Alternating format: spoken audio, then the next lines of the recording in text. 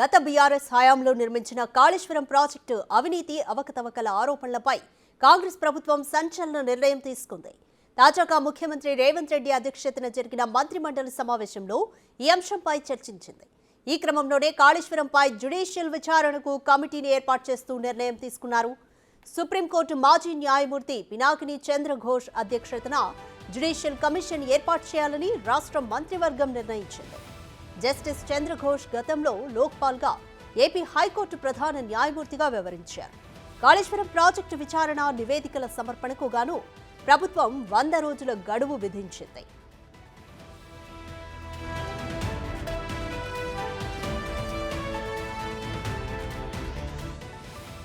ఇక విచారణ కమిషన్ విధి విధానాల గురించి పరిశీలిస్తే కాళేశ్వరానికి సంబంధించి 9 అంశాలపై అధ్యయనం చేయాలని ప్రభుత్వం కోరినట్లుగా తెలిసింది. మేడిగడ్డ, అన్నారం, సుందిళ్ల బ్యారేజీల ప్లానింగ్, డిజైన్, నిర్మాణంలో లోపాలు, నిర్లక్ష్యంపై విచారణ, కాంట్రాక్టులు ఇవ్వడం, వాటి అమలులో ఆర్థిక క్రమశిక్షణ పాటించారా లేదా అనేది తేల్చడం, కాంట్రాక్టర్లకు ప్రయోజనం కలిగించేలా పని పూర్తయినట్లు ధృవీకరణ పత్రాలు ఇవ్వడం, బ్యాంకు గ్యారంటీల విడుదలకు కారకులైన అధికారులను గుర్తించి బాధ్యులను తేల్చడం.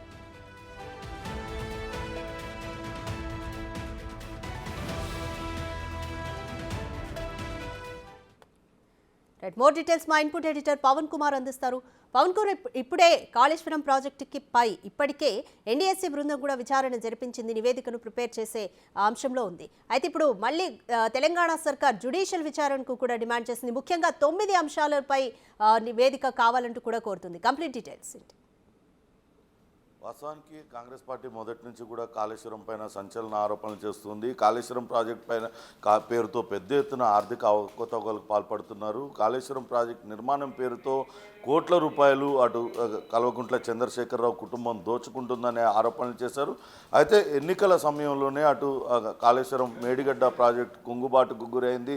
దాంతో అప్పుడే ఇంకా పెద్ద ఎత్తున ఆరోపణలు చేస్తూ వచ్చింది కాంగ్రెస్ పార్టీ. కేవలం డిజైనింగ్ లోపం వల్లనే ఇదంతా కూడా జరిగింది. అప్పట్లో సరైన నిర్మాణం లోపంతో పాటు డిజైన్ లోపం వల్లనే ఇదంతా కూడా జరిగిందంటూ కాంగ్రెస్ పార్టీ ఆరోపణ చేసింది. అధికారంలోకి రాగానే దీనిపైన జ్యుడిషియల్ కమిటీ వేస్తాము, న్యాయపరమైన విచారణ జరిపిస్తామంటూ కూడా గతంలో ఎన్నికల సందర్భంగా కాంగ్రెస్ పార్టీ చెప్పింది. అధికారం చేపట్టిన తర్వాత వెంటనే దీనిపైన అటు ముఖ్యమంత్రి రేవంత్ రెడ్డి, నీటిపారుదల శాఖ మంత్రి ఉత్తమ్ కుమార్ రెడ్డి అనేక సందర్భాల్లో చెప్తూ వచ్చారు. కాళేశ్వరం ప్రాజెక్టు పైన ఖచ్చితంగా విచారణ జరిపిస్తామంటూ చెప్పారు.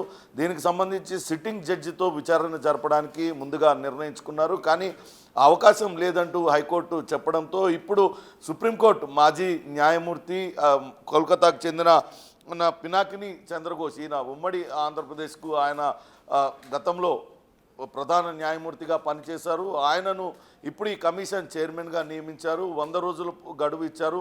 ఇందులో కాళేశ్వరం ప్రాజెక్టుకి ఎందుకు కుంగుబాటుకు గురైన విషయంలో ఏ అంశాలు ఉన్నాయని దానిపైన పూర్తి స్థాయిలో విచారణ జరపమన్నారు. ముఖ్యంగా 9 అంశాలు, మీరు అన్నట్లుగా 9 అంశాలలో విచారణ జరిపించాలంటూ ప్రభుత్వం కోరింది. అటు మేడిగడ్డ, అన్నారం, సుందిళ్ల బ్యారేజీల ప్లానింగ్, డిజైనింగ్, నిర్మాణంలో లోపాలు, అటు నిర్లక్ష్యంపై అటు నిర్వహణ, అట్లనే కాంట్రాక్ట్ కంపెనీ ఎల్ఎన్టీ, దీని నిర్మాణ సంస్థ ఎల్ఎన్టీ, దానికే కాంట్రాక్టులన్నీ దక్కాయి. ఆ ఎల్ఎన్టీకి అనుకూలంగా అధికారులందరూ కూడా వ్యవహరించారు. ఎల్ఎన్టీ సంస్థ చెప్పినట్లుగా చేశారంటూ ఇప్పటికే విజిలెన్స్ కూడా నివేదిక ఇచ్చింది.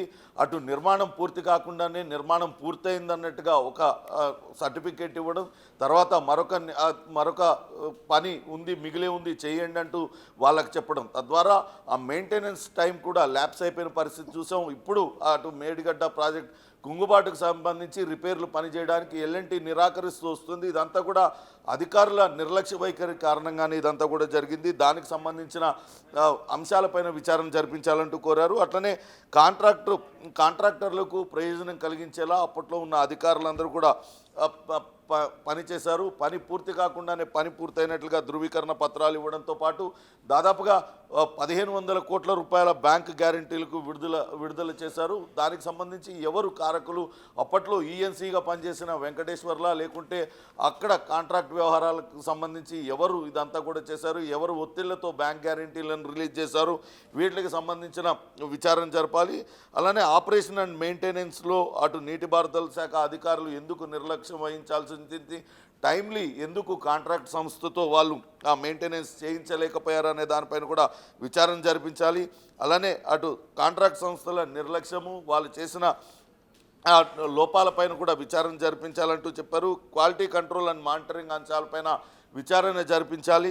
అట్లనే కాంట్రాక్టర్లు, నీటిపారుదల శాఖ అధికారులు పెద్ద ఎత్తున అవకతవకలకు పాల్పడ్డారు, ఆర్థికంగా ప్రయోజనం పొందారు అధికారులందరూ కూడా కాంట్రాక్ట్ సంస్థతో అనే ఆరోపణలు కూడా వస్తున్న నేపథ్యంలో వీటిలన్నిటిపైన విచారణ జరిపించాలి. ఇంకా ఎవరెవరి పాత్ర ఉంది, అధికారుల వెనకాలన్న నేతలు ఎవరు, నేతలు నిజంగానే ఆ అంచనాలను ఎందుకు పెంచవలసి వచ్చింది, ముందుగా కాంట్రాక్ట్ సంస్థకు ఇచ్చిన కాళేశ్వరం మొత్తం ప్రాజెక్టు విలువ ఎంత అని చెప్పారు, కానీ అంచనాలను ఎందుకు పెంచారు, అంచనాలను ఎందుకు పెంచాల్సి వచ్చింది, పెంచిన విధంగా అక్కడ నిర్మాణం జరిగిందా, తదితర అంశాలన్నిటితోనూ కూడా విచారణ జరిపించాలంటూ ప్రభుత్వం కోరింది. దీనికి 100 రోజులు గడువిచ్చింది. 100 రోజుల్లో విచారణ పూర్తి చేసి నివేదిక ఇచ్చిన తర్వాత అటు కాళేశ్వరం ప్రాజెక్ట్ కుంగుబాటుకు ఎవరు కారణం అనే దానిపైన ఒక చర్యలు తీసుకునే అవకాశం అయితే కనపడుతుంది. ఇప్పటికే దీనికి సంబంధించిన అధికారులని సస్పెన్షన్ వేటు వేసింది, కొంతమంది విధుల నుంచి కూడా తొలగించిన పరిస్థితిని మనం చూస్తున్నాం. రాధిక, మేడిగడ్డకు సంబంధించి మాజీ ముఖ్యమంత్రి కేసీఆర్ అయితే సమర్థించుకుంటున్నారు.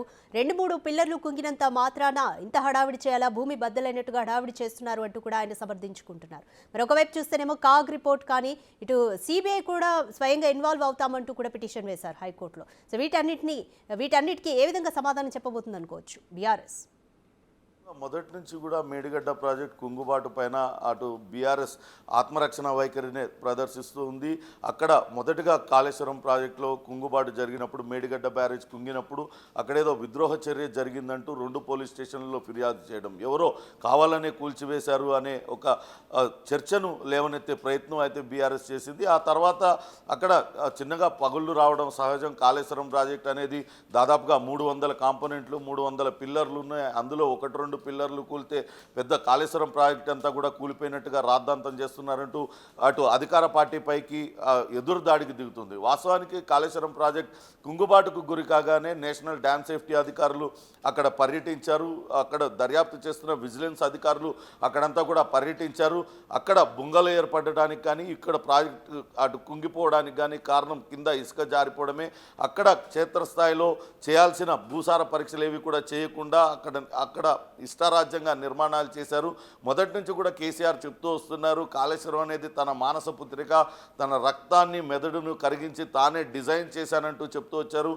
అయితే నేషనల్ డ్యామ్ సేఫ్టీ అధికారులు ఆ డిజైనింగ్ లోపం వల్లనే కుంగుబాటుకు గురైందంటూ ప్రాథమిక నివేదిక కూడా ఇచ్చారు. ఆ ప్రాథమిక నివేదికను కూడా బీఆర్ఎస్ నేతలు తప్పుపట్టే ప్రయత్నం చేశారు.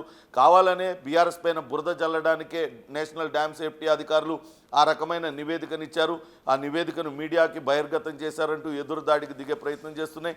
నిన్న కరీంనగర్ సభలో కూడా మాజీ ముఖ్యమంత్రి కేసీఆర్ స్వయంగా విమర్శలు చేస్తూ ఉన్నారు. 1-2 పొల్లు ఊడితే మొత్తం ఊడగొట్టుకుంటామా అంటూ ఆయన చేస్తున్నారు. కానీ వాస్తవానికి అక్కడ ఇప్పటికే క్షేత్రస్థాయిలో ఇంజనీర్లు కావచ్చు, రకరకాల నిపుణులందరూ కూడా పరిశీలించారు. ఒకదాని తర్వాత ఒకటి ఆ పిల్లర్లన్నీ కూడా కుంగిపోవడం, ఆ డ్యామ్ అంతా కూడా కుంగిపోయే పరిస్థితి ఉంది. అది వినియోగానికి పనికిరాదంటూ వాళ్ళందరూ కూడా చెప్తున్నప్పటికీ కూడా బీఆర్ఎస్ నేతలు ఈ రకమైన విమర్శలు చేయడం కేవలం వాళ్ళు ఆత్మరక్షణ కోసమే, వాళ్ళు కప్పిపుచ్చుకోవడానికి ఈ రకమైన రాజకీయ విమర్శలు చేస్తున్నారనే చర్చ రాజకీయ వర్గాల్లో కొనసాగుతుంది. ఇప్పటికే ఈ కమిషన్లో ఎవరెవరు సభ్యులుగా ఉంటారు, నిపుణులైన ఇంజనీర్లతో పాటు వివిధ విభాగాలకు సంబంధించిన అధికారులందరినీ కూడా ఈ కమిషన్లో సభ్యులుగా ఏర్పాటు చేస్తారు. వాళ్ళు నేషనల్ డ్యామ్ సేఫ్టీ అధికారులు ఇప్పటికే జరిపిన విచారణను, అట్లనే విజిలెన్స్ విచారణను అన్నింటినీ కూడా పరిగణనలోకి తీసుకొని ఎవరెవరు బాధ్యులు, ఎందుకు ఆ రకంగా చేయాల్సి వచ్చింది, ప్రాజెక్ట్ అంచనాలను ఎందుకు పెంచాల్సి వచ్చింది, డిజైనింగ్ లోపం వల్లనే ఇది కుంగుబాటు జరిగిందా, లేకుంటే నిర్వహణ లోపం వల్ల జరిగిందా, నిర్మాణంలో సరైన క్వాలిటీ పాటించకపోవడం వల్లనే ఇట్లాంటి పగుళ్ళు ఏర్పడ్డాయా, వీటిలన్నిటిపైన విస్తృతంగా వాళ్ళు విచారణ జరిపిన తర్వాతే నివేదిక ఇచ్చే అవకాశం ఉంది. దీనికి బాధ్యులైన వారిని ఎవరెవరు ఉండేది దానిలో పేర్లు పెట్టే అవకాశం కూడా ఉంది. Radhika, right, thank you Pawan.